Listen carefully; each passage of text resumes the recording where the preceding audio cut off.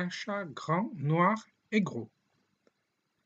J'ai beaucoup de peine à te laisser tout seul, dit l'enfant en caressant le dos du chat, grand, noir et gros. Puis il commença à remplir son sac à dos. Il prenait sa casquette du groupe pur, un de ses favoris, la rangeait, hésitait, la sortait, ne savait pas s'il la remettait dans le sac ou s'il la laissait sur la table. Il n'arrivait pas à décider ce qu'il allait emmener en vacances et ce qu'il allait laisser à la maison.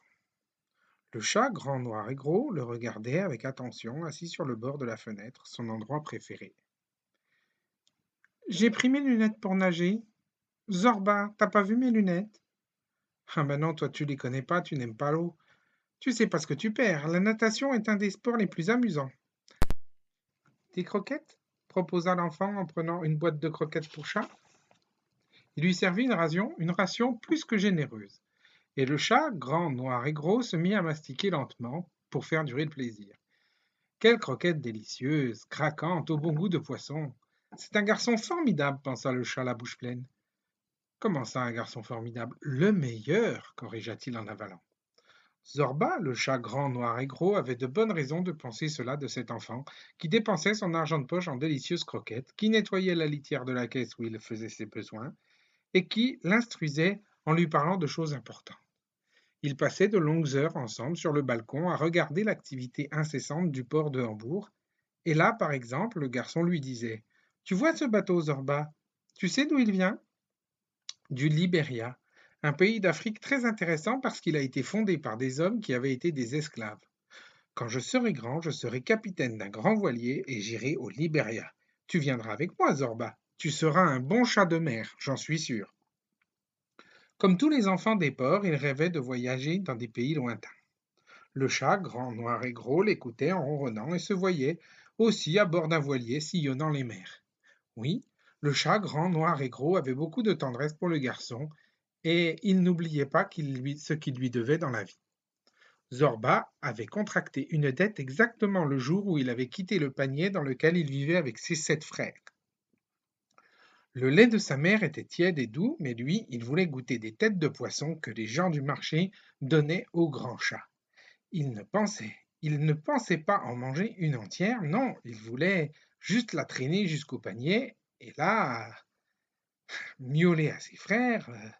Assez de téter notre pauvre mère, vous ne voyez pas comme elle a maigri. Manger du poisson, c'est la nourriture des chats des porcs.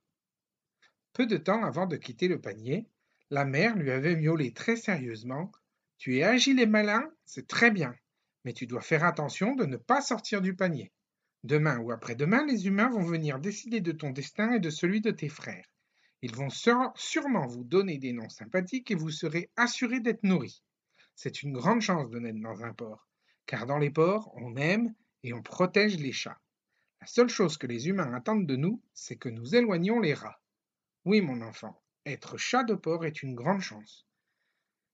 Mais tu dois faire attention, car il y a en toi quelque chose qui pourrait faire ton malheur. Mon enfant, si tu regardes tes frères, tu verras qu'ils sont gris ou rayés comme des tigres. Toi, tu es né tout noir, sauf la petite tache blanche que tu as sous le menton. Il y a des humains qui pensent que les chats noirs portent malheur, et c'est pourquoi il ne faut pas sortir du panier. Mais Zorba, qui était alors une petite boule de charbon, quitta le panier. Il voulait goûter une de ces têtes de poisson. Il voulait aussi voir un peu le monde. Il n'alla pas très loin. La queue dressée et vibrante, en trottant vers un étal de poissonnier, il passa devant un grand oiseau qui somnolait la tête penchée. C'était un oiseau très laid, avec une énorme poche sous le bec. Soudain, le petit chat sentit que le sol s'éloignait de ses pattes et, sans comprendre ce qui lui arrivait, il se retourna en train de faire une cabriole dans l'air, se souvenant que de l'une des premières leçons de sa mère, il cherchait un endroit pour retomber sur ses 4 pattes. Mais en bas, l'oiseau l'attendait le bec ouvert. Il tomba dans la poche et il faisait noir et ça sentait horriblement mauvais. Laisse-moi sortir! Laisse-moi sortir! Cria-t-il désespéré. Laisse-moi sortir ou je te griffe! Je crois que tu es une grenouille. Tu es une grenouille? Croassa l'oiseau. Mais je m'étouffe, oiseau idiot! Oui, oui, tu es une grenouille. Une grenouille noire. Comme c'est étrange, croissa l'oiseau. Mais je suis un chat et je suis en colère. Laisse-moi sortir ou tu vas le regretter, miaula le petit Zorba en cherchant où planter ses griffes dans la poche sombre. Tu crois que je ne sais pas distinguer un chat d'une grenouille? Les chats sont poilus, rapides et ils sentent la pantoufle. Toi, tu es une grenouille. Une fois, j'ai mangé des grenouilles. C'était pas mauvais, mais elles étaient vertes. Tu ne serais pas une grenouille vénéneuse par hasard, croissa l'oiseau inquiet.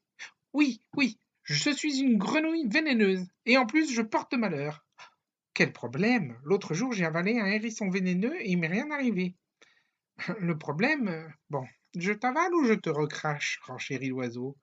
Mais il ne croissa plus, car il s'agita, il battit des ailes et ouvrit finalement le bec. Couvert de bave, le petit Zorba sortait la tête et sauta par terre. Il vit alors le garçon qui tenait l'oiseau par le cou et qui le secouait. Mais tu es aveugle ou quoi, pélican imbécile? Viens, mon chat. Un peu plus, et tu finissais dans le ventre de cet oiseau, dit l'enfant. Et il le prit dans ses bras.